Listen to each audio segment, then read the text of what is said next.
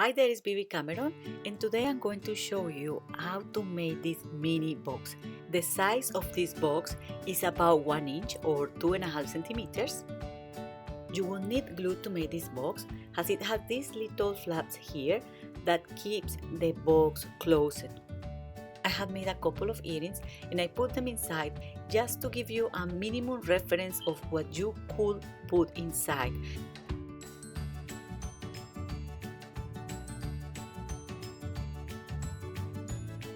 Okay, so today I'm going to use Petite Petals Stamp Set from Stampin Up. This is the clear version of this stamp set, and I ordered this as a bundle, so I also got the coordinating punch, and you will be able to see the punch in action in a minute. For now, I'm getting the stamp set ready to be able to work with it. So what I do is peeling the backing of the stamps, the foam of the stamps, like so, and then I grab the sheet of stickers and I remove the backing of the sticker and I paste it on the right image, like so. If you notice, I have not removed the stamps from the foam. I'm doing that now. I just wanted to share with you the way I do this because I found easier to paste the stickers on the stamps when they are still on the foam. Then I remove them, I keep the foam and replace the stamps on the gaps, so I guarantee that I don't miss any stamp in the set. Okay, so the next thing I need to do is to get the right clear block, and in this case is the clear block A. This one is the block, and all I have to do now is press the block against the stamp like so, and you will see like the bubbles of air between the stamp and the block are getting off. So in that way you guarantee that your stamp is well attached to that block. I'm going to use a piece of whisper white cardstock that measures 6 inches by 5 inches 1/8. And I'm going to stamp this piece using Pacific Blue ink, Tip Top Toupee ink, and mint macaron. I'm going to stamp the paper randomly. And I'm going to start stamping with the lighter ink just because I don't want to keep cleaning the stamp. I'm going to stamp both sides of the paper.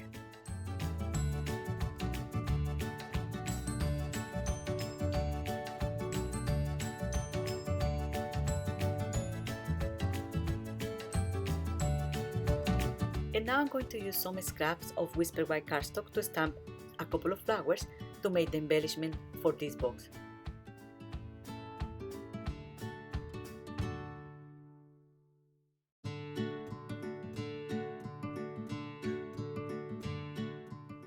And this is Petite Petal Punch that coordinates with this stamp set.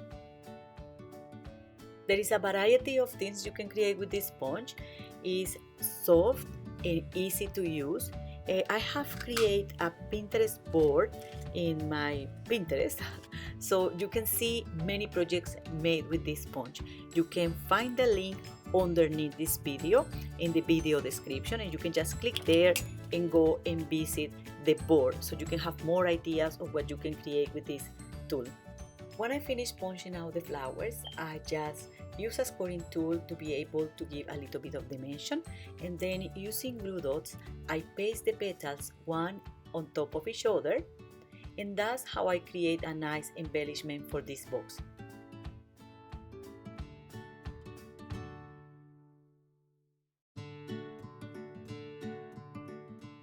I also like to add to this kind of embellishments rhinestones from Stampin' Up.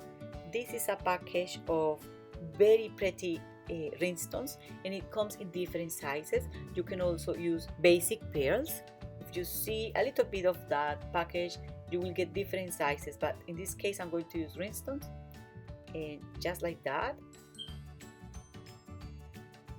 and there you go. This is simple and easy, but I just want to share with you these steps previous making the box so you will know all the details about this project.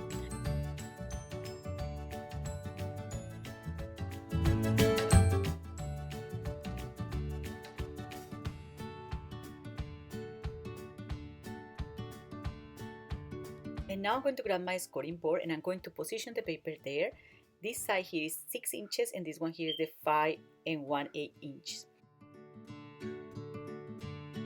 So I'm going to start scoring on the larger side of the paper first. And I'm going to score at 1 inch 1 to 3/8, 2 inch 1 to 3/8.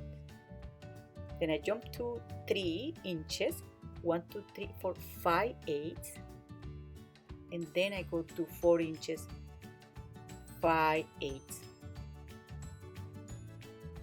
Now I turn around the paper and I'm going to start scoring on the shorter side of the paper. This is the side that measures 5 inches 1/8. Then I score at 1 inch, 2 inches, at 3 inches and a quarter, and at 4 inch and a quarter. And that's all my scoring. I'm not so sure you can see the scoring lines, but if you cannot see it, the next step is basically cutting this corner here. So I got this corner here and I'm going to get rid of these 2 squares here and that one and the half of this one. And I'm going to trim this like so. And I'm using here a erasable pen. I can delete this, so don't worry, I'm not spoiling my work. And then I'm going to do exactly the same in all the corners. I just trim this here in the same way. And I keep going.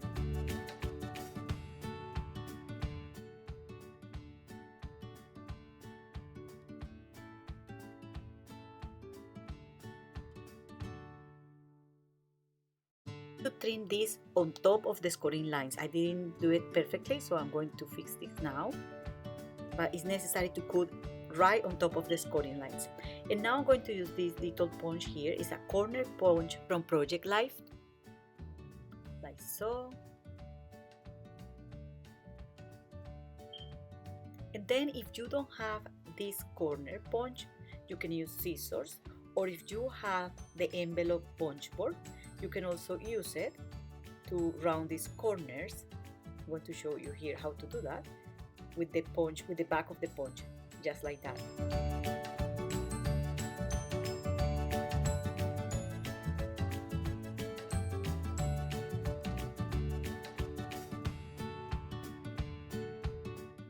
Now I'm going to fold all over the scoring lines, like so, just to try to give a little bit of memory to this paper, which is flat at the moment.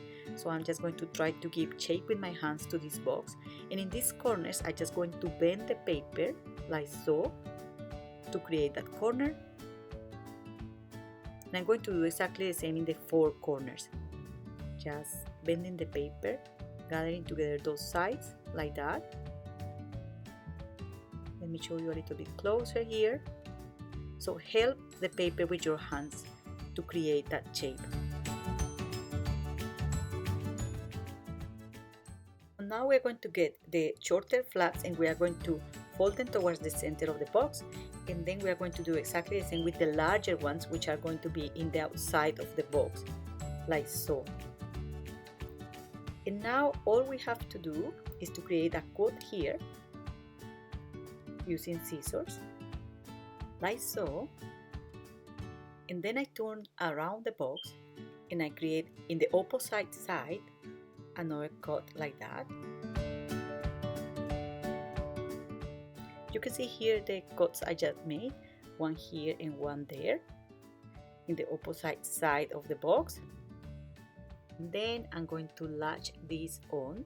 These cuts have to be about the half of the length of the flap. I hope you understand me.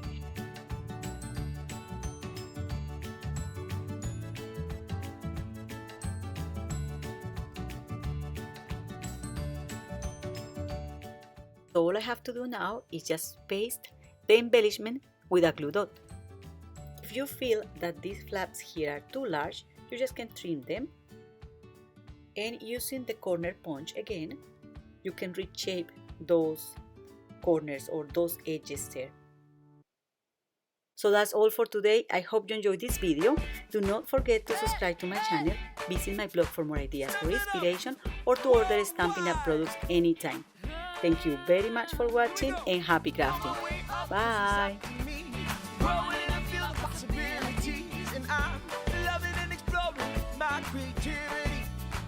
There's always room for more. We're gonna grow, grow, grow. Come on, let's put on a show and watch it grow, grow, grow. I was moving right along, living fast asleep, waiting for life to